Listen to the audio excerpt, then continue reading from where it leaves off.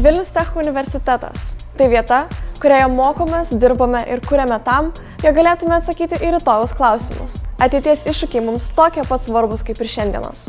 Mūsų visus vienija drąsa – kurti, eksperimentuoti ir imti medžiagas į savo rankas, tam, kad jas paverstume savo sprendimais. Mes nepasikliaujame vien tik patikrintais ir išbandytais metodais. Atvirkščiai, visada keliame sau klausimą, ar gali būti geriau. Kūrybinių industrijų fakulteto rūmai kadaise priklausė Lietuvos bajorui, didikui Juozapui Tiškevičiui. Senamiestis fakulteto bendruomeniai tai kūrybinė erdvė tiek studentams, tiek dėstytojams. Paskaitų metu pro auditorijų langus matomi senamiesčio stogai. Pertraukų metu studentai vaikšto akmenimis grįstomis gatvėmis, organizuojami renginiai miestui. Tai įkvepia ir motyvuoja iniciatyvai, idėjų realizacijai. Kūrybinių industrijų fakultete palaikomi glaudūs dėstymo ir mokslinių tyrimų ryšiai su užsienio universitetais. Čarlzo universitetas Čekijoje, Drexelio universitetas JAV, Ohajo valstijos universitetas JAV bei kita.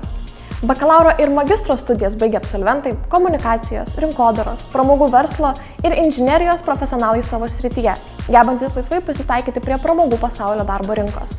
Galimybė įgyti Kylio taikomųjų mokslų universiteto Vokietijoje diplomą. Studentų kampelis yra įkurtas pačių studentų iniciatyva.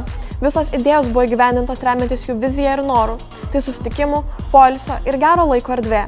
Studentai žaidžia stalo žaidimus, komunikuoja, generuoja idėjas arba tiesiog ilsisi. Kūrybos technologijų laboratorija su visa naujausia įranga yra atvira Vilnius Tech kūrybinių industrijų fakulteto studentams.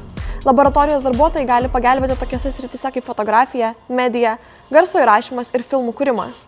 Be to, laboratorija transliuoja įvairius renginius, rengia tinklalaides. Prisijunk prie Vilnius Tech universiteto ir tapk makeriu, ateities kūrėju.